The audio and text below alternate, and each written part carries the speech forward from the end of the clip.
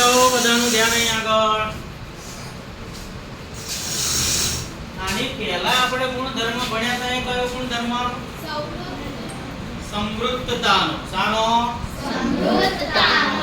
સમૃદ્ધતાનો ગુણધર્મ આપણે પૂર્ણ સંખ્યા, પૂર્ણાંક સંખ્યા અને સમય સંખ્યા ત્રણેય માટે સરવાળો, બાદબાકી, ગુણાકાર, ભાગાકાર કરી સમૃદ્ધ છે કે નથી એની આપણે તપાસ કરી ને. હવે આપણે ભણીએ ક્રમનો ગુણધર્મ. શાનો? ક્રમનો. હવે એ ગુણધર્મ કેવી રીતે શીખવાનો જોઈ લેજો. પૂર્ણ સંખ્યા એને આપણે શેના વડે દર્શાવીએ છે? W વડે. શરૂઆત ક્યાંથી થાય? ક્યાં સુધી? સર્વપ્રથમ આપણે સરવાળો કરીએ, પછી કરીશું બાદબાકી, પછી કરીશું ગુણાકાર, પછી કરીશું ભાગાકાર. આ જે છે એ છે ક્રિયાઓ. શું છે? ક્રિયાઓ. અહીંયા જે લઈશું એ આપણે લઈશું સંખ્યા, અને અહીં આગળ આપણે લખીશું કે ક્રમના ગુણધર્મનું પાલન કરે છે કે નથી. બરોબર? ચલો આમાંની કોઈ પણ બે સંખ્યા લઈ લો. બોલો. 3 અને 4. ચલો 4 અને આ 3, આ બે સંખ્યાઓ લીધી. પહેલા શું કરશું આપણે? સરવાળો.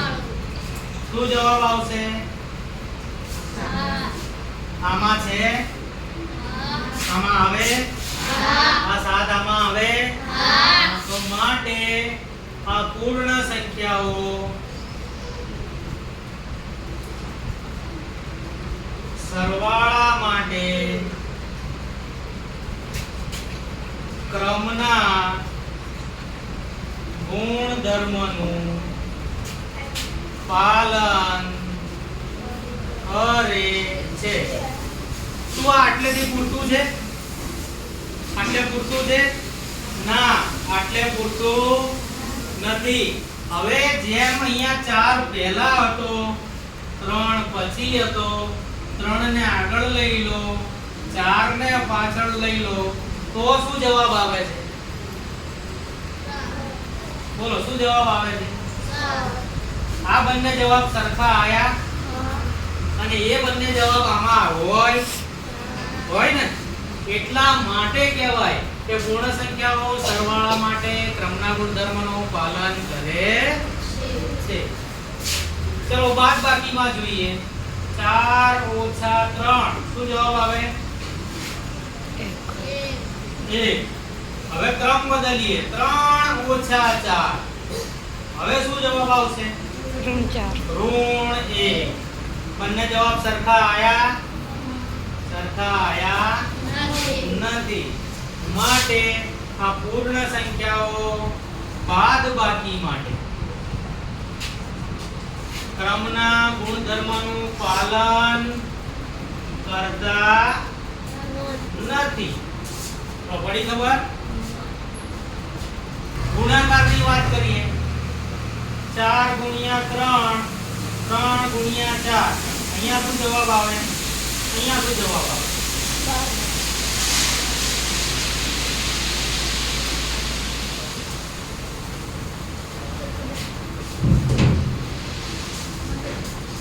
ચલો 4 તારી 3 જોકો 12.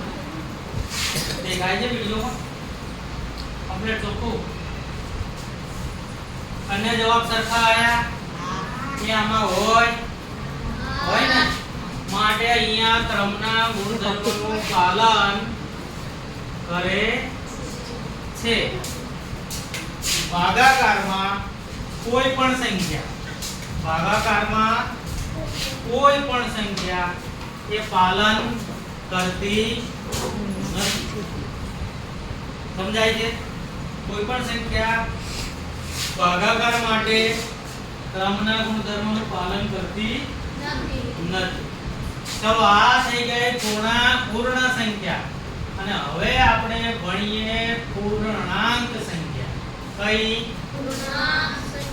પૂર્ણાંક સંખ્યાને શેના વડે દર્શાવીએ છીએ આપણે? કઈ સંખ્યા આવે? ધન સંખ્યાઓ, ઋણ સંખ્યાઓ અને શૂન્ય. ધન સંખ્યાઓ પણ અનંત છે, ઋણ સંખ્યાઓ પણ અનંત છે. બરોબર? કોઈ પણ બે સંખ્યા લઈ લઈએ આપણે.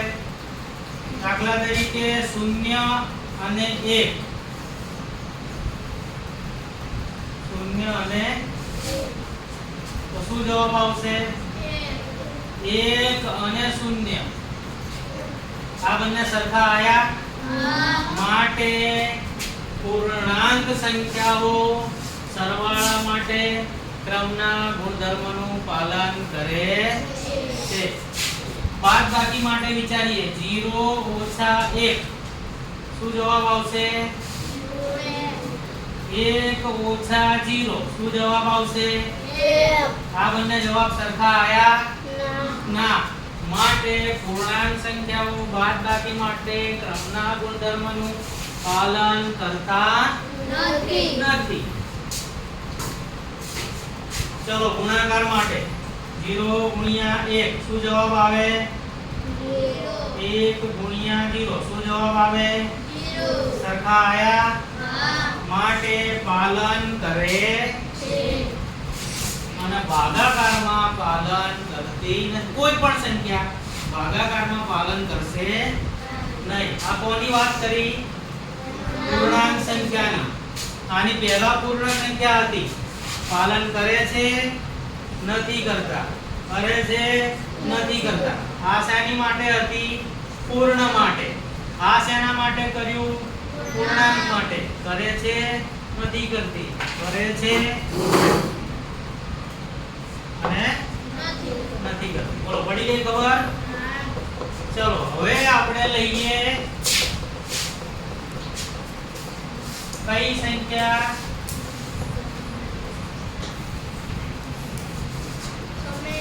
કેવી સંખ્યા? કેવી સંખ્યા? સમય સંખ્યા કેવી હોય? ઉપરના માળને શું કહીશું? નીચેના માળને શું કહીશું? ઉપરના માળને અંશ કહીશું, નીચેના માળને છેદ કહીશું. ઉપરના માળને p વડે દર્શાવશું, નીચેના માળને q કેવો ના હોવો જોઈએ?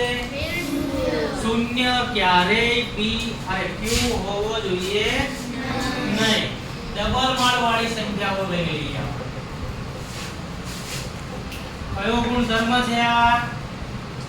કયો ગુણધર્મ છે? ક્રમનો. કયો? ક્રમનો.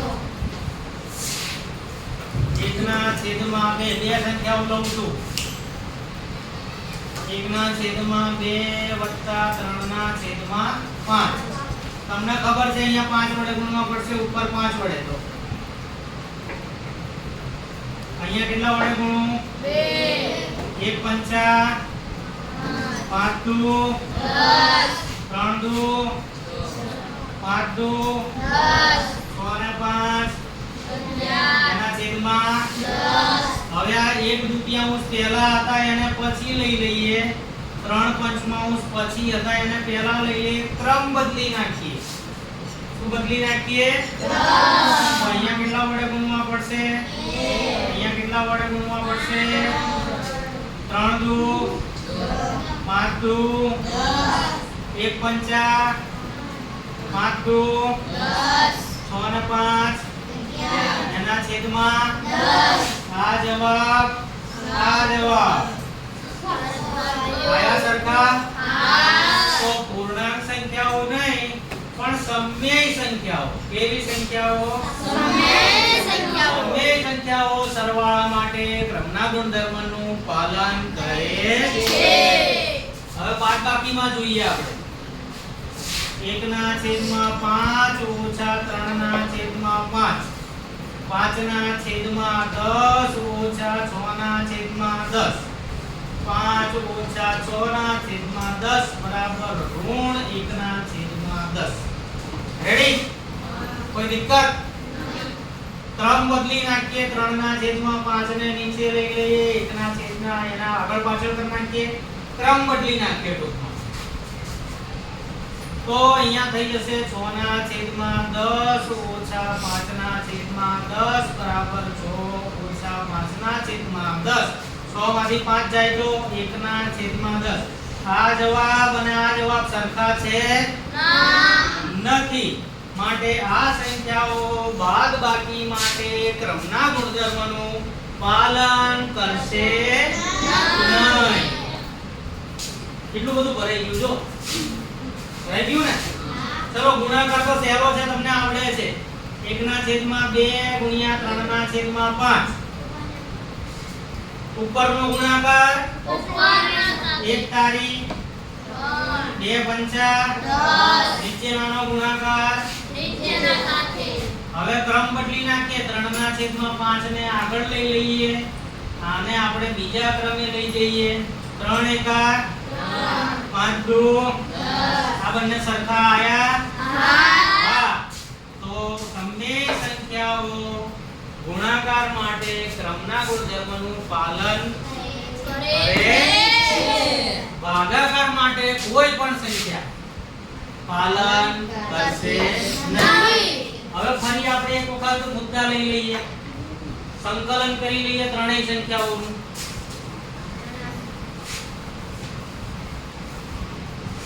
ચલો પહેલા આપણે ક્રમનો ગુણધર્મ. શાનો ગુણધર્મ? ક્રમનો. પહેલા ભણ્યા પૂર્ણ સંખ્યા માટે, પછી ભણ્યા પૂર્ણાંક સંખ્યા માટે, પછી ભણ્યા સમમેય સંખ્યા માટે. ચલો સરવાળા માટે પાલન કરે છે? હા.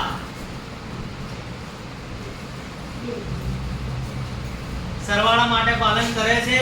હા. બાદબાકી માટે? નહીં. ગુણાકાર માટે?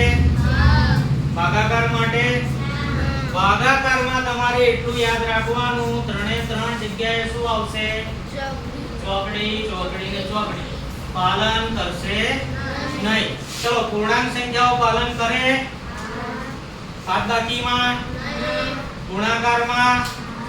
સમય સંખ્યાઓ સરવાળામાં? બાદબાકીમાં? ગુણાકારમાં અને ભાગાકારમાં? આ જે ક્રમનો ગુણધર્મ છે એ ક્રમના ગુણધર્મની અંદર ત્રણે ત્રણ સંખ્યાઓ સરખી ચાલે છે. જો સરવાળા માટે તો કે ત્રણેય કામ કરે, બાદબાકી માટે તો કે ત્રણેય કામ નથી કરતી, ગુણાકાર માટે. હવે આ મને થોડું પેલું વિચિત્ર લાગે છે કે પૂર્ણાંક સંખ્યાઓ આમાં તો આવશે ને ખરું,